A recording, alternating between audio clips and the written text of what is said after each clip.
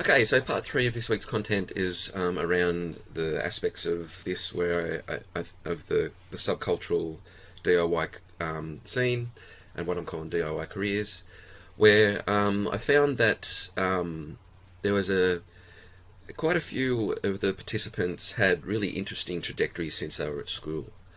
So there was a kind of, I suppose, the temporality of this is really interesting. I mean, they tend to have been participating in these punk scenes since, their early teens. So it becomes a really important part of their lives. But then at the same time, they're going to school, they're getting told by their parents and teachers and careers advisors that you need to study and you need to, make sure you're doing all the right things and making the right choices to get a good career. Often then they would go to uni, these guys, and get their degree. And then some of them, in their mid-20s were, had been working in the professions and, doing the 50, 60-hour weeks or whatever, at the same time while trying to, maintain their punk and creative activities.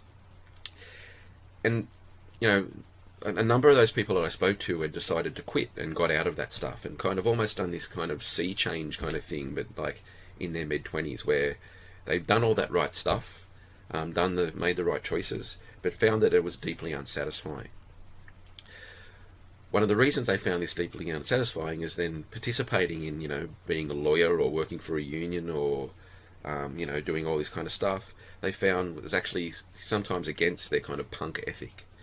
So what's interesting here is that they were developing a kind of attitude towards things that were outside of the punk scene, but using that punk ethic to kind of make decisions about their broader lives. Now, again, not just about consumption in terms of maybe, consuming sustainably, but actually using a punk ethic and values to make decisions about, what jobs that they would do or, what decisions they would make. So again, this kind of refers back to the kind of creative passions and artistic passions that people have.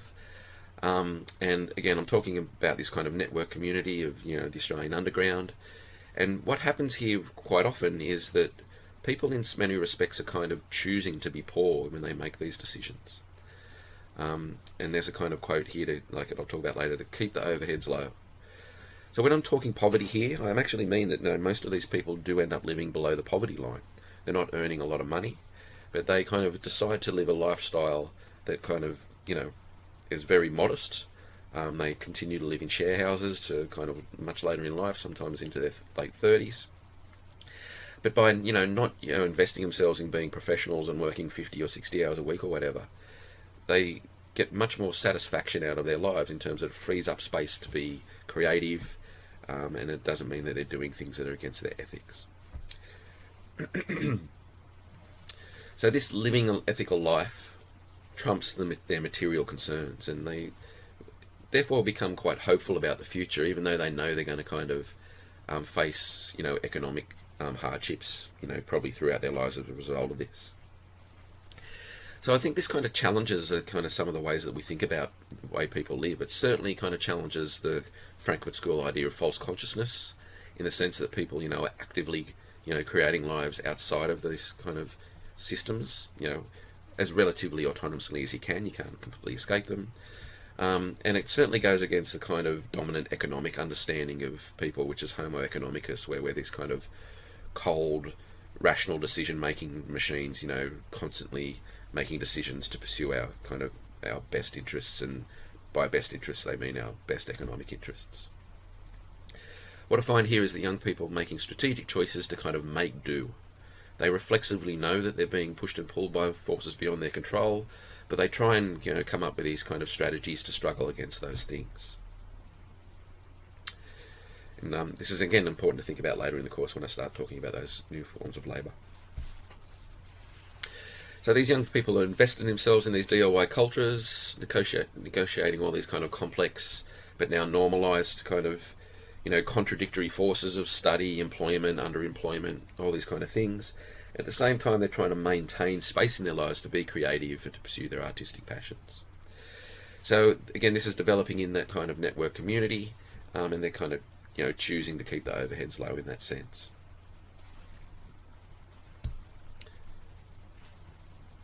Sorry, I went backwards there for a sec. So again, here this is kind of to think about the precarious nature of this, but it kind of challenges the idea that the precariat can be a class, because even though it's really true that more and more people than ever before are uncertain and insecure and anxious about their kind of positions in their lives, it's debatable whether you can call them a class, because people within that category, have really, really different lives. I mean, all the way up the class system now, there's 0-hour contracts, for instance, but the cleaner on a 0-hour contract has a very different life than the international pilot on a 0-hour contract. So while they face in many ways the same kind of precariousness, their actual economic, material, and cultural, social circumstances are very different. So when I use the term precarious in this sense, I'm talking about it as an affective atmosphere, a kind of way of being and feeling in the world. So people feel more precarious is the understanding here, and again this relates back to the work of Beck and Giddens, I think, in terms of the sociological understanding of this. In terms of what these people consider themselves as well, they don't really consider themselves as creatives, as I was talking about already in the lecture. But importantly here, and this leads on to the next few weeks, what these people end up doing quite often are forms of free labour, immaterial labour, and effective labour. Now I'm going to define those in much more detail in the future weeks, but it's important now to kind of flag kind of that at the moment. So when I'm talking here about, in many ways, these young people are trying to create relative autonomy from kind of overtly capitalist employment, that doesn't mean what they do doesn't have like material and economic value for capitalism itself. Remember in the previous lecture I was talking about how a band does a gig on an Adidas label or an Adidas gig.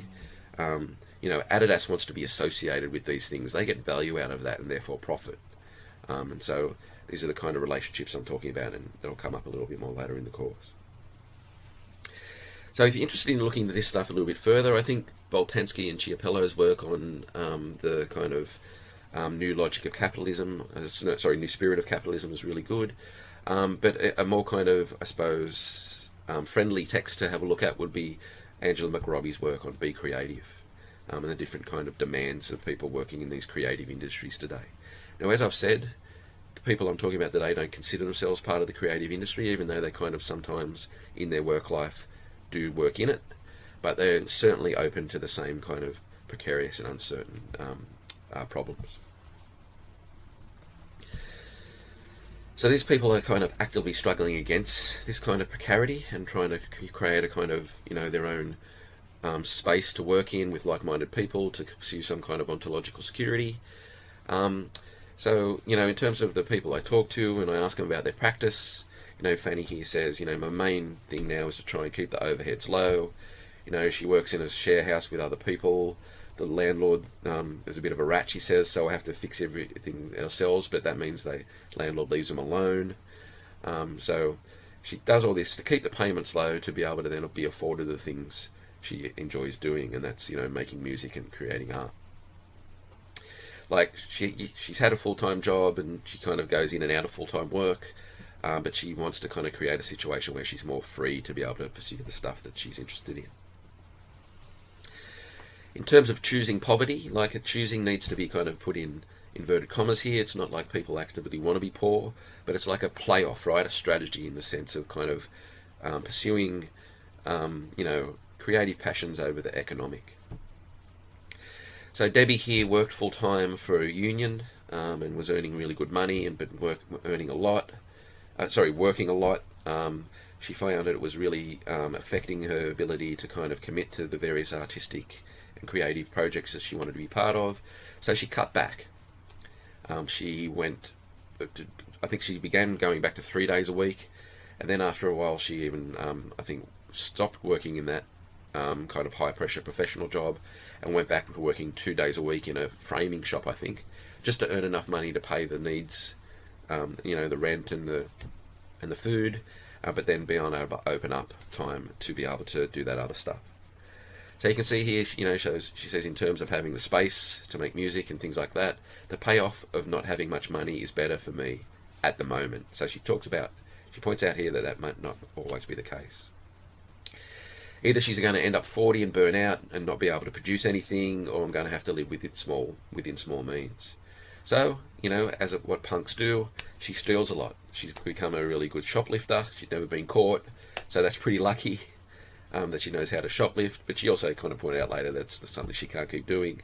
But basically she likes, works, she lives off crumbs, op shop living, just concentrating on getting better at playing, writing songs and that kind of stuff. What was interesting about this, though, is that quite a few of the participants in the research said that they needed to actually work in jobs for their creativity. Quite a few of them have been unemployed for a long time, and some of it chose to, some not so much had chosen to, in terms of trying to get a job and not being able to.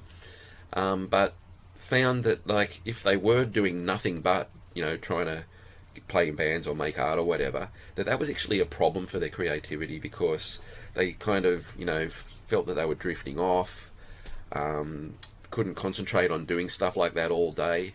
And some also spoke a little bit about how the needing to be real, to actually be kind of connected to other people and not just living in a kind of creative art bubble. So, Asp talks about that. He's literally in 7 bands. I think he might be in 8 now. But even being in all those bands, he can't really make a living out of it.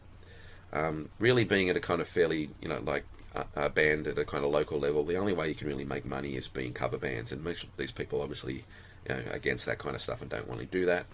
So, you can't really make a living out of it. The bands get paid $300 or whatever. And so if you do a few of those a week, you make a bit of money. But then I ask him, would you like to live off music only? And he goes, well, funny you should say that.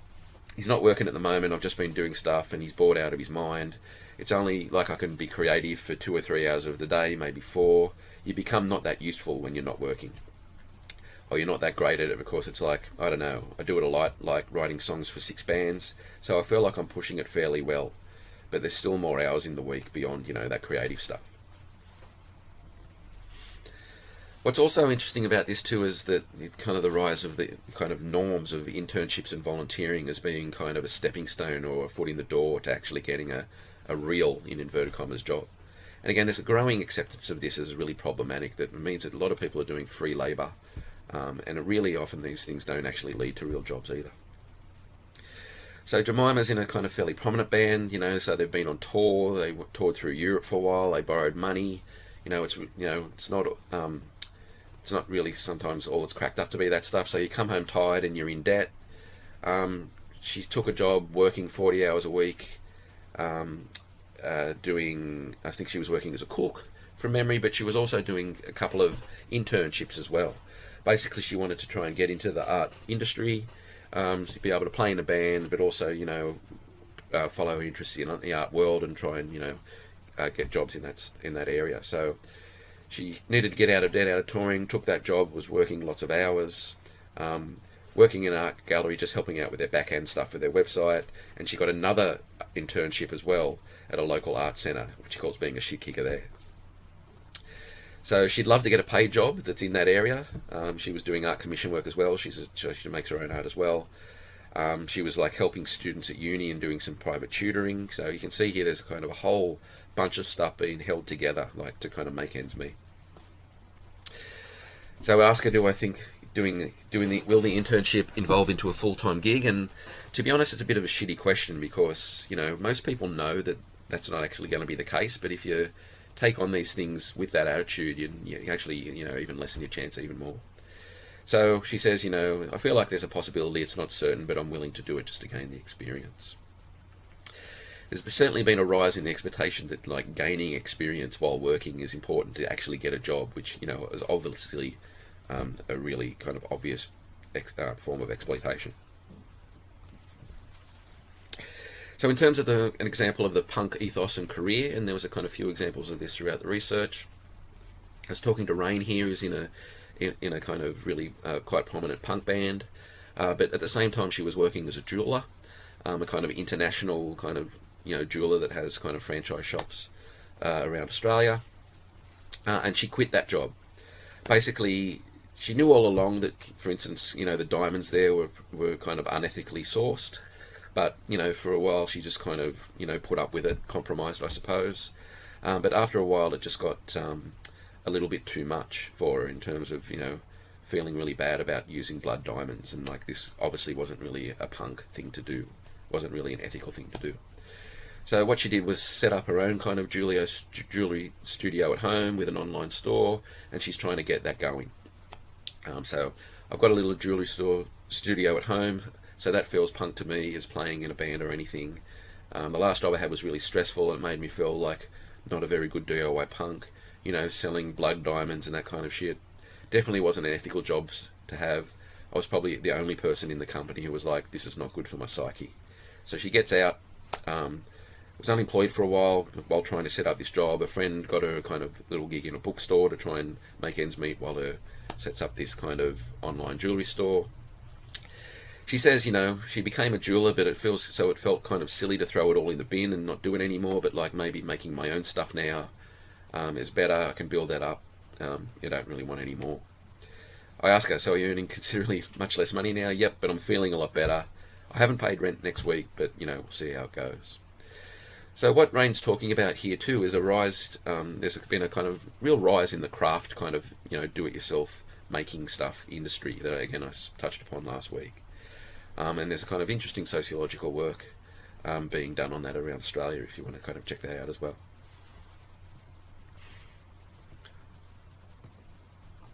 Okay, so to kind of finish off this week's topic, from sociological terms, rather than thinking about these things as choices, as if people are free to do whatever they want, we need to kind of think of these things as struggles, I think. And the way that we struggle kind of making these decisions, it depends on what we want to invest ourselves in, that kind of investment in Illusio. How much we're pulled towards kind of things we're passionate about, but also how much kind of various social forces push us towards doing things that maybe we don't want to do that much. You could kind of argue that these young people are trying to pursue, which has always been a kind of bohemian lifestyle that's been the thing for decades, really. But it is that in many ways, but it's also different than previous generations as well. That there's much less kind of welfare support to kind of pursue that kind of stuff, and the whole precarity of the kind of social situation is much different than previous generations. So there's a lot of choices and necessity here going on.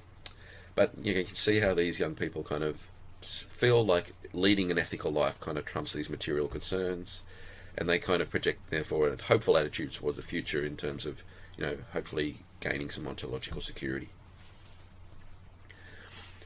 One of the readings in the course is from Thieria, who I think has some really interesting things to say about subcultures that kind of correlate a lot with my research. He argues that rather than just being these spaces of resistance, they're kind of spaces now of existence, where people kind of, I suppose, invest themselves in these things to try and, be who they want to be.